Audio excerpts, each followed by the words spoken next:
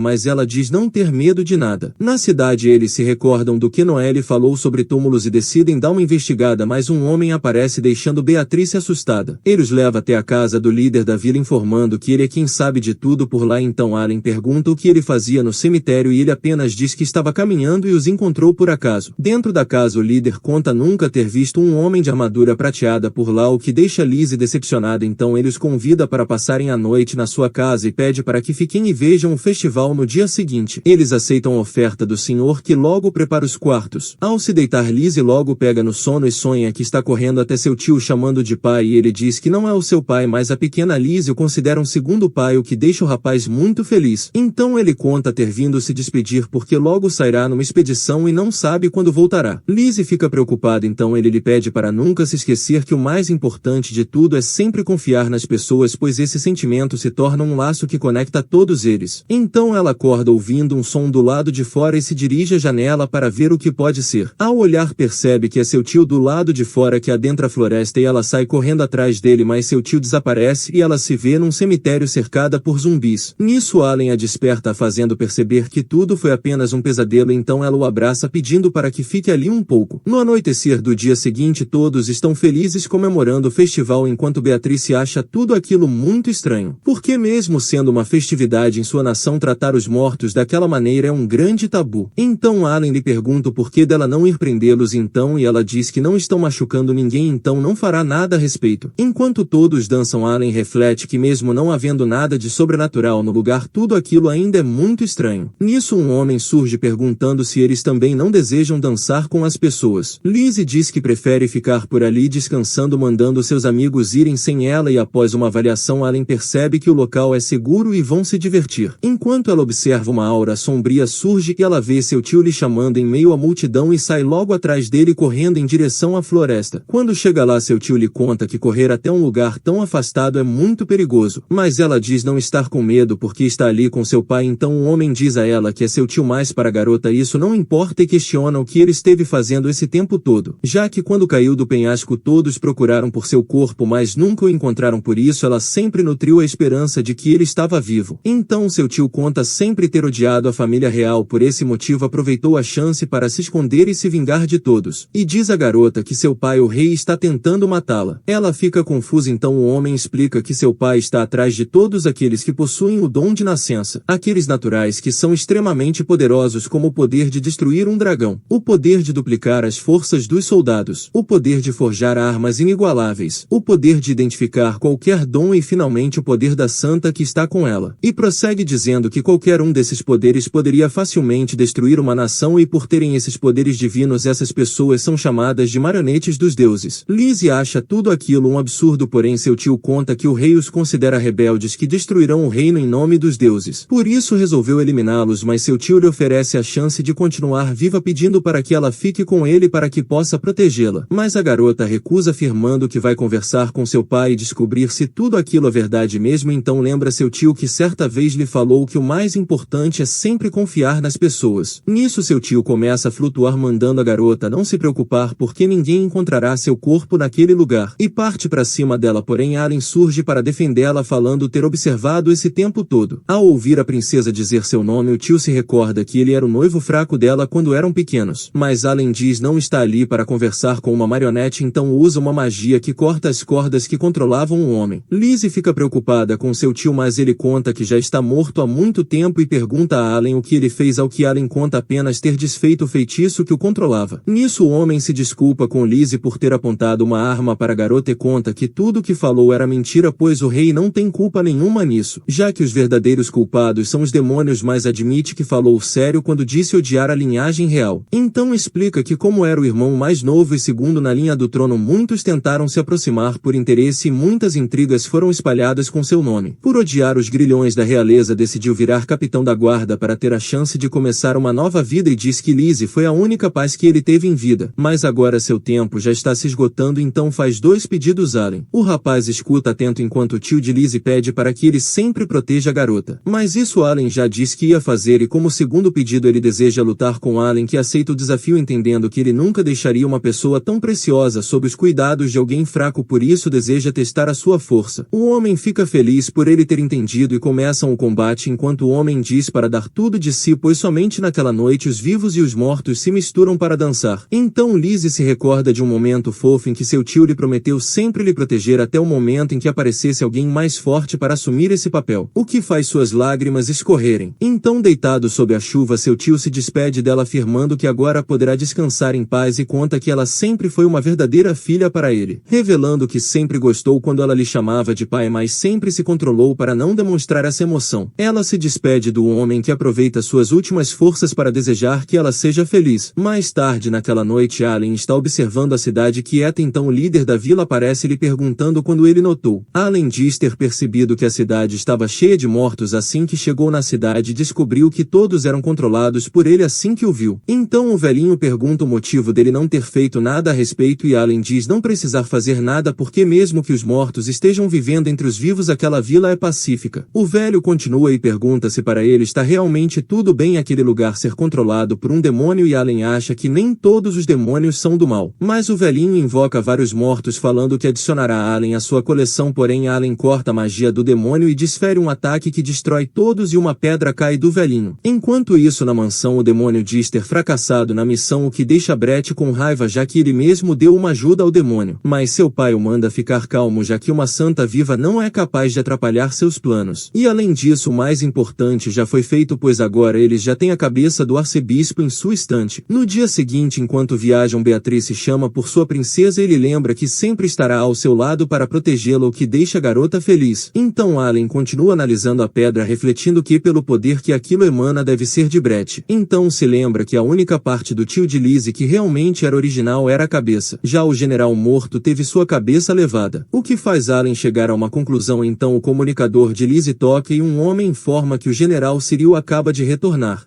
Galera, se inscrevam para não perderem os próximos episódios aqui no canal.